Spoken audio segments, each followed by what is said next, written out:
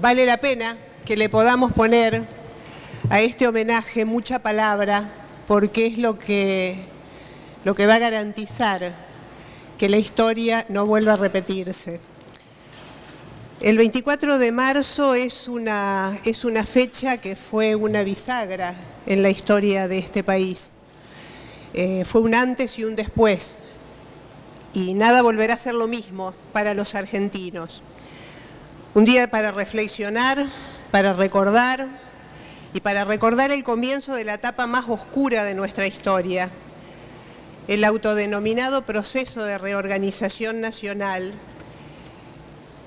que se dedicó a desarrollar un complejo sistema de secuestro y tortura. Fue la constante dentro de centros clandestinos de detención de personas. Esa frase tan tenebrosa, ni vivos ni muertos, fue el indicador más contundente de que la mayoría de los cuerpos no serían encontrados. A todo esto se le suma otro mecanismo siniestro, la apropiación de menores, niños entonces a quienes su identidad, derecho humano inalienable, les fue arrebatada. Debemos señalar que el ejercicio de la represión más profundo y vil no se efectuó a plena luz del día, dando la cara. Se hizo por las noches, en autos verdes, con personal no identificado, en el marco de un Estado paralelo y subterráneo, un Estado que no necesitaba responderle a las madres dónde estaban sus hijos. ¿De qué guerra sucia podemos hablar si los fallecidos en combate fueron la excepción y la desaparición fue la regla? 30.000 desaparecidos cuyas familias quedaron destruidas confirman lo que realmente fue: terrorismo de Estado. Muchos de nosotros lo vivimos y sufrimos, pero las nuevas generaciones no. Quienes no han tenido la fortuna de nacer en democracia necesitan darle una real dimensión a estos acontecimientos. Por eso es fundamental contar la historia, ponerle palabras a esta historia. No podemos permitir que los jóvenes no sepan qué pasó durante este autodenominado proceso de reorganización nacional. La lucha por los derechos humanos no es patrimonio de ninguna organización política ni social. Nos pertenece a todos y a cada uno de nosotros.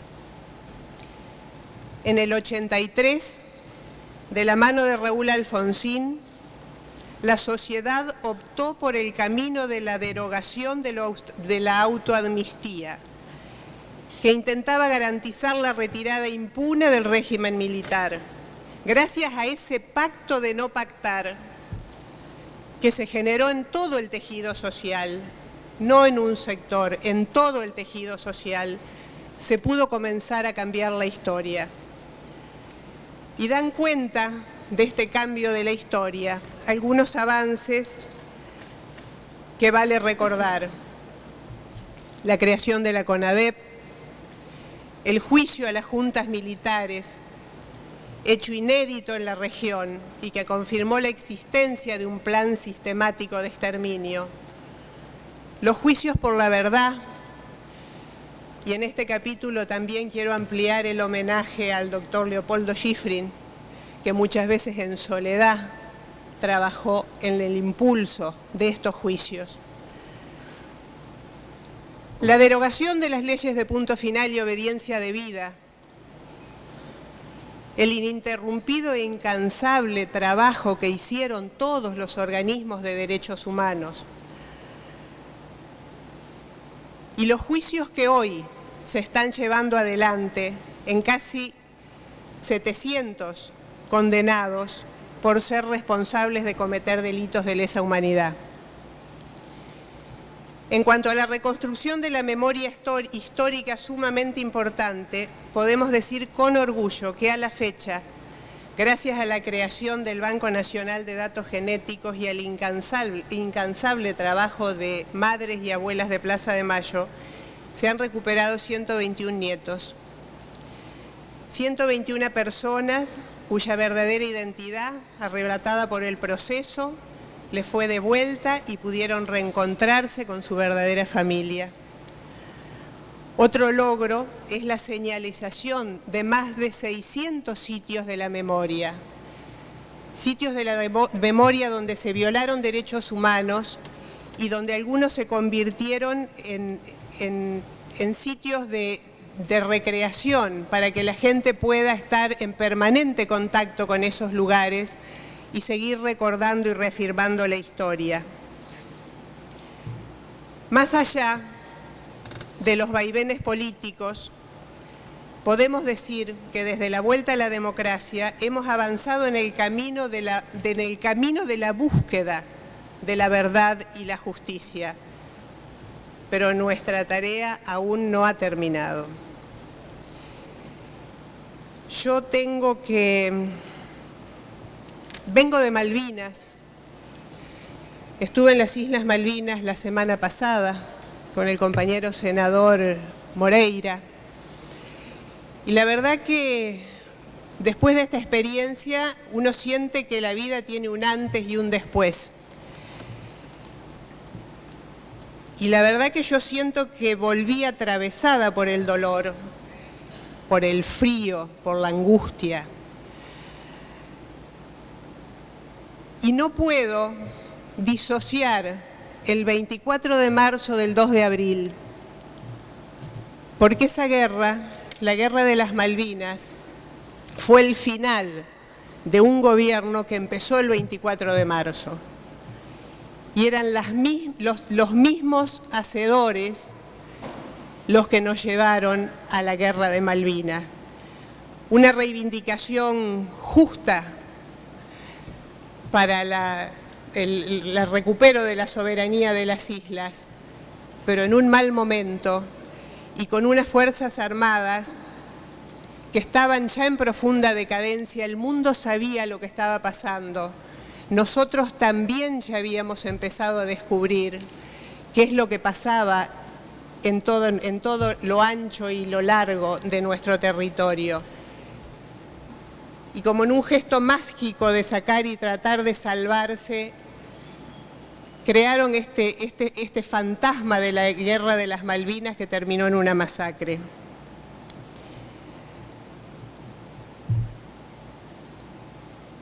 La guerra no fue el camino adecuado. Las Fuerzas Armadas argentinas no estaban preparadas para ganar una guerra, para enfrentar una guerra.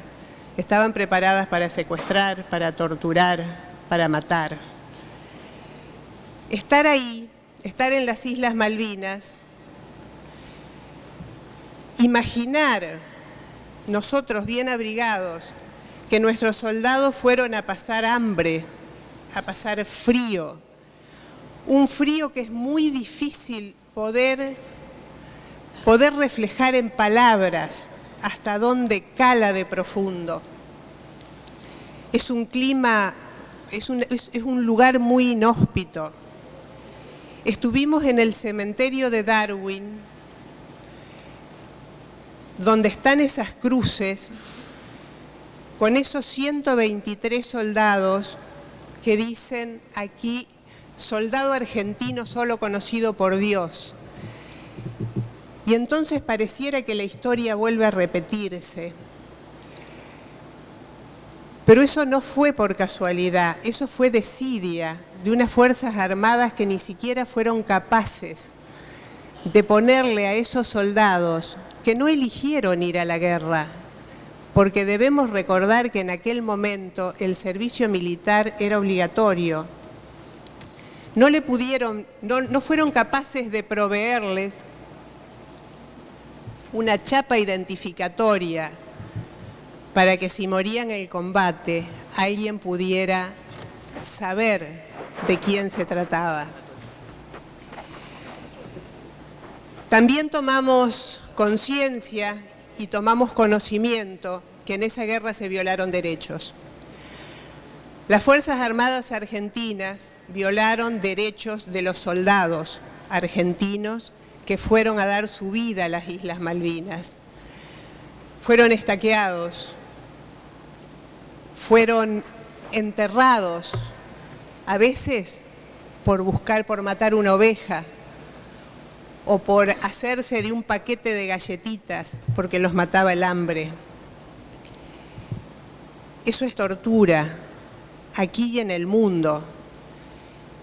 Y la tortura es un delito de lesa humanidad, son delitos que no prescriben.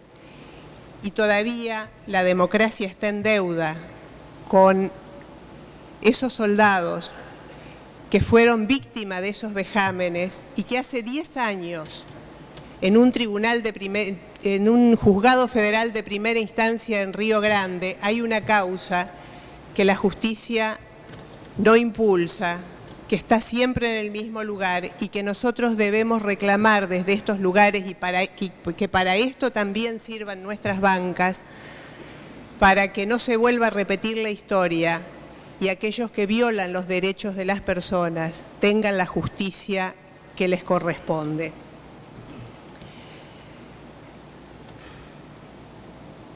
Quiero también decir y dejar sentado que entiendo que los soldados que perdieron la vida en Malvinas son doblemente héroes, porque fueron a defender la patria y porque además fueron sujetos a este tipo de vejámenes. Cuando uno se para en el Monte London, que fue la batalla más cruel que tuvieron que enfrentar nuestros soldados, y mira un poco hacia abajo, porque no es tan alto, tiene solo 400 metros, se ve la ciudad, el pueblo, el puerto argentino. Y ahí estaba la comida, pero a ellos no les llegaba. El hambre duele, el frío duele. Esta es una deuda que nosotros tenemos, que la democracia y la justicia tiene con esa causa. No podemos ni debemos olvidar ni bajar los brazos cuando aún hay nietos por recuperar, hay archivos por desclasificar y hay responsabilidades por juzgar. Por eso, señor presidente, recordemos siempre que la memoria es lo único que va a garantizar el futuro. Y volvamos a insistir y no dejemos nunca de hacerlo por la verdad, por la memoria y por la justicia. Gracias.